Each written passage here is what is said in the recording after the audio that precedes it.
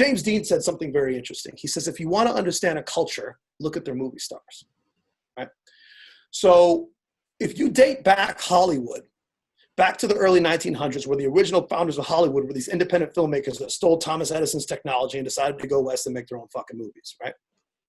They stopped in Sedona, so they got snowed out in Sedona. They kept going all the way to LA. Sedona was almost Hollywood. Moving on.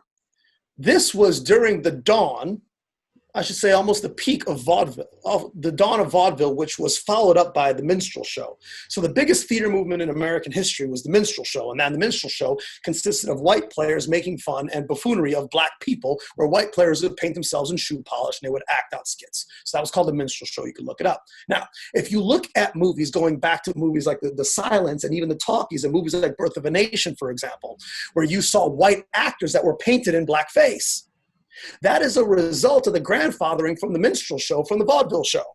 So now, the reason I'm bringing this up, right, is because if you go back to the dawn of Hollywood, Hollywood trained the world on what the movie star was supposed to look like. Because at that time, Hollywood showed the world there was no other place to make movies except for Los Angeles, which was Hollywood. So we established what the movie star was supposed to look like, which is pale skin, tall, athletic, and Eurocentric. As a result of that, there has been a grandfathered programming going all the way back 100 years in the system that we all work in that says if you are not Caucasian or Eurocentric, you are not star power. In other words, you are not the authority, you are not smart enough, you're not tall enough, you are not attractive enough, you do not dress well enough, and you certainly are not articulate enough to be seen in my TV or my film screens. Now, the problem with that is that the founding fathers of Hollywood were all Caucasian, so the writers and the producers were also grandfathered into that same system. And then they're writing content through their own contact lens, more grandfathering through that system. And then we also have to ask ourselves the same question, that as audience members, are we just as programmed as now the grandfathering has made us? So that when we look at people on screen, we say to ourselves, is that supposed to be a movie star? Because since I've been a kid, movie stars have been white. So when I see a person of color that's on that screen for a moment, I also get confused. Doesn't fit the profile. Yeah. Doesn't fit the profile. Right.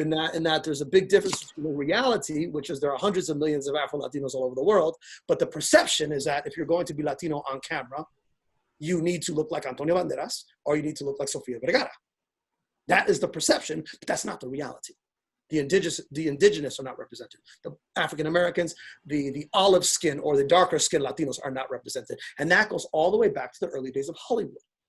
And that also perpetuates itself in magazines, on billboards, on cologne ads, TV ads, car ads.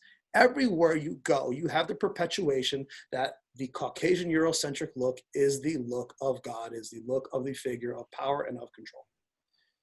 And that, unfortunately, is also part of the problem. Yeah, it's interesting you say that too, because even myself included, I've had issue with that before, where people are like, well, you're not dark enough to be Mexican. And it's like, well, and you're too tall too. You got to be short, dark, then you could play Mexican. And it's like, you realize we all come different shapes and sizes. Like, you know what I mean? So it's interesting how that even today is still a big part of it.